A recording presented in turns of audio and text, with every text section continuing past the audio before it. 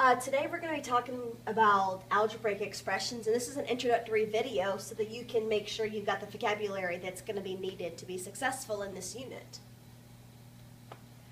Starting out, we have our expression 3a plus 4y minus 6. And let me pause for 1 second. Notice that I said expression. I said expression because there's no equal sign here, so when there's no equal sign, that means that it's not, you can't solve it, that's just the information, it's an expression. The a and the y are the variables. So we have the a and the y being the what we don't know, and it's representing something else. And we'll talk more about how to solve for that later in this unit. As always, take notes, so pause if you need to. The next thing, so we're sticking with the same expression, 3a plus 4y minus 6. There are 3 terms in this expression. We have 3a as one term, 4y, and 6. Terms are the chunks of the problem. So we have a section here, a section here, and a section here. And these terms are separated by a plus and minus sign. So that's how you know whether it's a term if it's separated by a plus or minus. Hold on one second, move my mouse. Okay, that's better. So a term is either a single number or variable, or the product of several numbers or variables, separated from another term by a plus or minus sign in an overall expression. So again, it's just those pieces that make up the expression with pluses and minus signs. The next one, the next vocabulary word is coefficient. So 3 and 4 are coefficients in this expression. They explain how many times that variable that term contains. So there are 3 a's in the problem, there are 4 y's in the problem. So a coefficient is the number before the variable that expresses how many of each variable there are. The next one, constant. So 6 is the constant in this expression. Not all expressions are going to have one, but if it does, here's an example. So constants are numbers that are values that don't change. There's no variable with it. So the value of the term 6 will always be 6. The value of the other terms can change depending on the value assigned to the variable. So as you notice, this variable changes the value of the 3.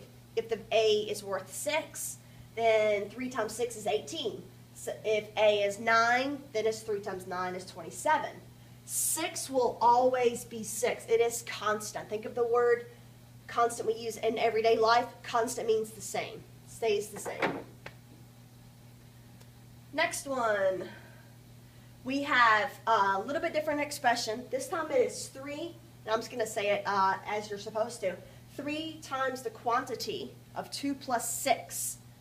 So this can be described as the product of 2 factors. And remember that factor is one of the numbers that can be multiplied together to get the product. So basically this is saying that it's 3 times 2 plus 6. As if we were saying, 2 times 4 equals 8, and 2 and 4 are factors. But the same thing is here. This is a factor, and this is a factor. Okay? So the quantity, 2 plus 6, is then also viewed as factors. So then there's 2 factors in this one. Okay, sorry, not 2 factors, 2 terms.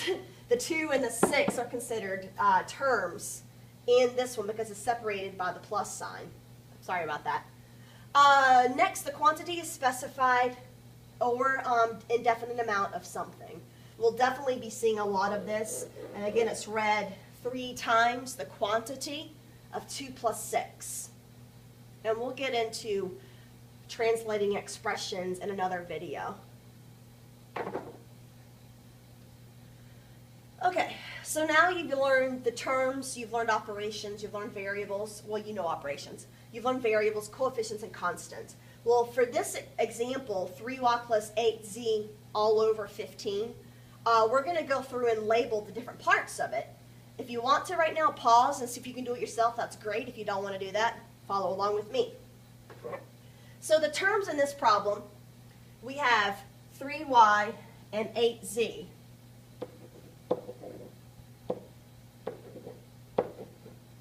That's a z.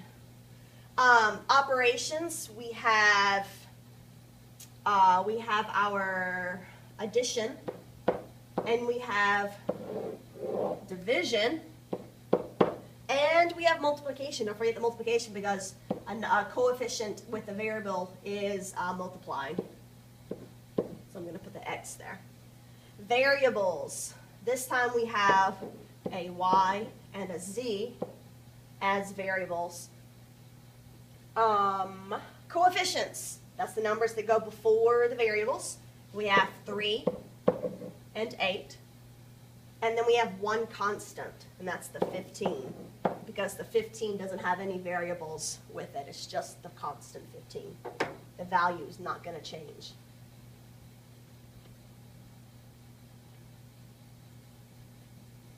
I'm not sure what happened there. I must have duplicated the slide. Okay, well, that's it. We'll talk more about this in class tomorrow, and be ready to do some of these on your own.